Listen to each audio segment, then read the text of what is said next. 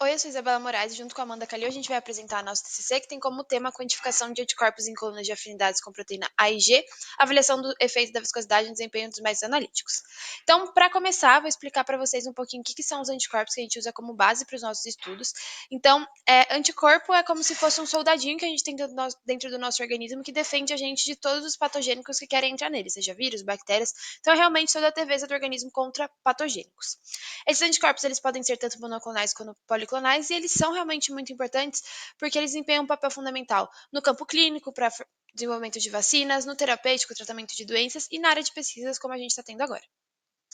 E justamente na aplicabilidade dos anticorpos nessas diversas finalidades, a gente tem que passar por uma etapa de purificação e quantificação desses anticorpos. E existem diversas técnicas que podem ser utilizadas, porém a gente vai falar um pouquinho da técnica não cromatográfica mais empregada, que é a precipitação, justamente pelas suas vantagens, sua alta eficiência e seu custo-benefício.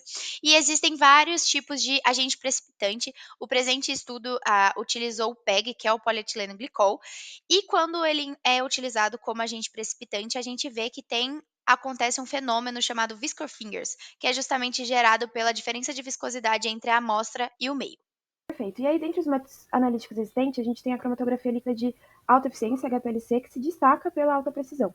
E, em específico, para a quantificação de anticorpos, o uso de colunas de afinidade com os ligantes proteína A ou proteína G imobilizados é bastante eficaz. Então, o objetivo foi justamente desenvolver, otimizar e validar um método analítico em HPLC para a gente estudar a quantificação de anticorpos com a presença de PEG, avaliando o efeito da viscosidade.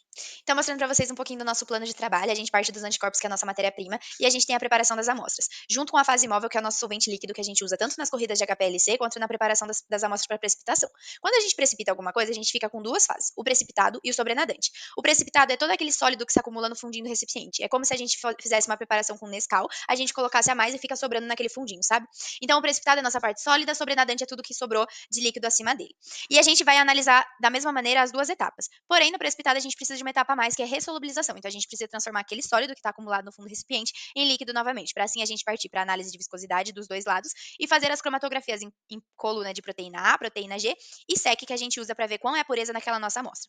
Então, a partir dos resultados obtidos pelas colunas de HPLC, né, a gente fez a análise de alguns parâmetros para validar nosso método. Então, a gente avaliou a acurácia, especificidade, precisão, linearidade, robustez, o LOD e o LOC, para a gente otimizar e validar nosso método.